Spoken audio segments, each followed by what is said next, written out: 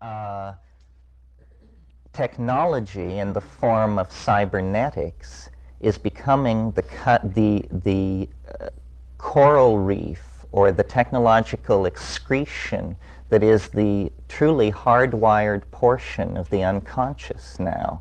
And I see this as the feminine, the goddess, re-emerging into three-dimensional space in the form of this, what Teilhard de Chardin called the noosphere, but which is more correctly identified as Sophia, the emanation of wisdom as a feminine spirit, as Purusha, as electricity, which completely girdles the planet and transforms it into the alchemical stone, the entity. It is the planet which is the thing that is being worked on.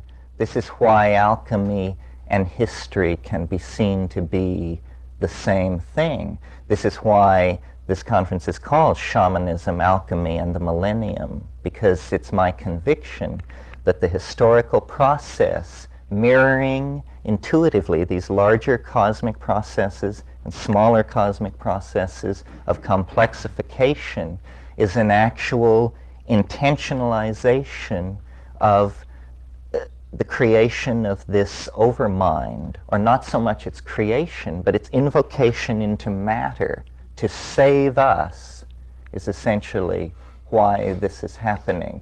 In other words, it's a Gnostic myth of the descent of the overmind into matter to recover what was lost into matter, which is the spark of being the oversoul in ourselves, to return to the imagination without having to pass through the narrow gate of death. And shamanism is related to the millennium because the shaman exemplifies the millennium before history. Iliad makes this clear, that before history, in ilio tempore, everything was perfect, and people flew and talked to the animals, and there was abundant food and no disease. The shaman is the only person who has retained this superhuman quality that existed before the fall into profane time.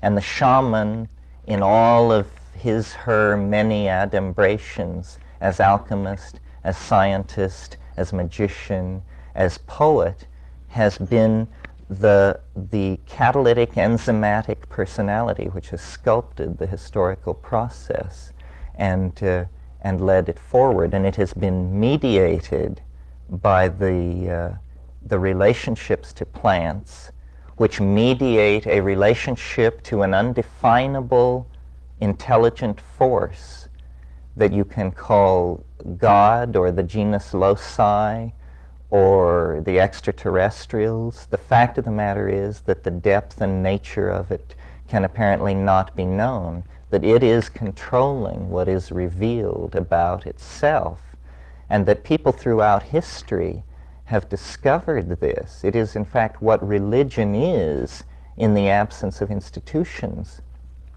And in the presence of institutions, religion isn't.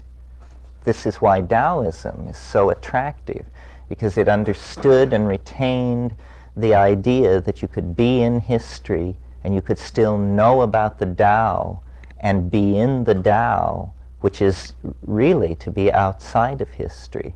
And I think that there may be many ways to do it. What gatherings like this seem to indicate is that discursive thought is being given another chance from having been abandoned for a decade or so.